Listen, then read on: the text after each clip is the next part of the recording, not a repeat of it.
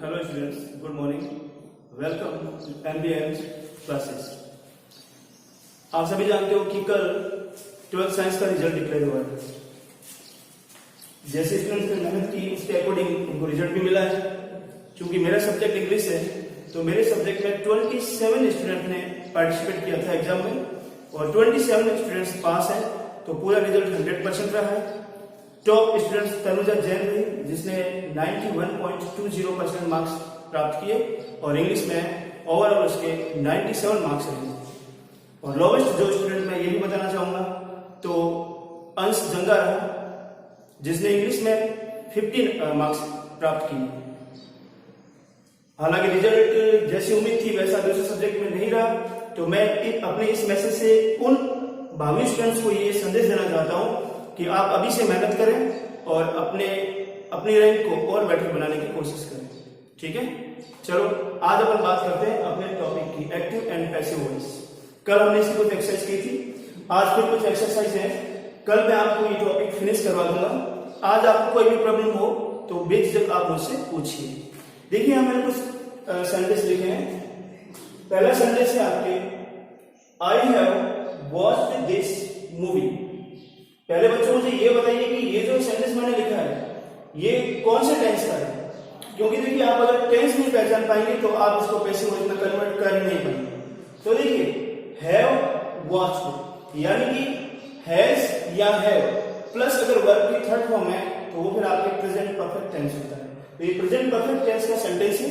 तो present perfect को जब हम पैसिव वॉइस में कन्वर्ट करेंगे तो सब्जेक्ट के अकॉर्डिंग, यानी ये हमारा जो ऑब्जेक्ट है इसको हमने सब्जेक्ट बनाया, इसके अकॉर्डिंग तो हमने हैज का प्रयोग किया है। क्यों कि the movie is a singular और सिंगुलर के साथ में हैज लगा, और जब हम इसको पैसिव में कन्वर्ट करेंगे तो हैज हो या हैव हो उसके साथ हम बीन कनेक्ट करते हैं। तो देखिए इस सेंटेंस का आपके पैसिव वॉइस बना, this movie has been watched by me. Okay, यहाँ पर देखिए मैंने आपके सब्जेक्ट भी लिखे हैं, ये देखो आई का आई सब्जेक्ट है तो इसका ऑब्जेक्ट इसके सामने लिखा हुआ है। जो जो सब्जेक्ट है उनके ऑब्जेक्ट इनके सामने लिखे हुए हैं, ये भी आपको अपने दिमाग में सेटअप करना है। सेकंड सेंटेंस देखिए, इंटरोगेटिव सेंटेंस है, why did he call you. Interrogative है बट कौन से टेंस का है, तो देखिए यहाँ पर डिड है, इट मींस ये पास्ट सिंपल है। ओके, पास्ट सिंपल में आपको पता है कि डिड के साथ वर्ब की सेकंड फॉर्म यूज की जाती है, पर चूंकि ये सेंटेंस है आपका इंटरोगेटिव है तो इंटरोगेटिव में आपके अगर डिड आया हुआ तो वहां पर फिर आपकी सेकंड फॉर्म यूज नहीं होगी।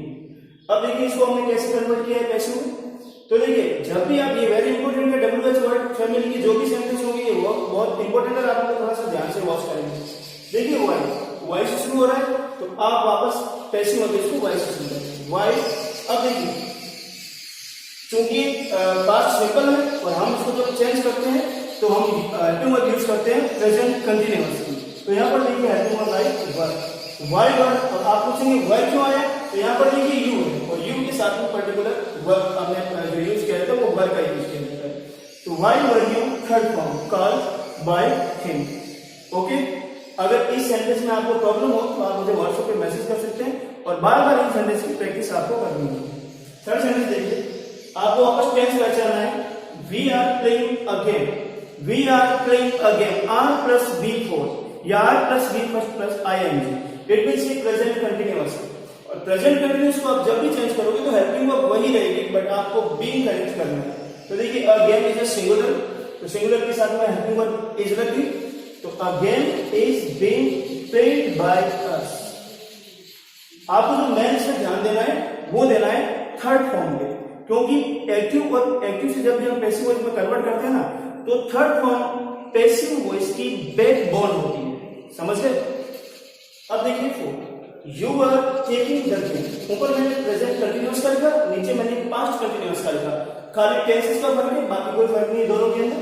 तो देखिए द एग्जाम, ये जो हमारा यहाँ ऑब्जेक्ट है इसको हमने सब्जेक्ट बनाया, द एग्जाम, एग्जाम एक है, ये वाज वापस कनेक्ट हो गया बीइंग, ये third form taken by you. Fourth आपके फोर्थ सेंटेंस देखिए, फिफ्थ सेंटेंस देखिए, they purchased a new bungalow.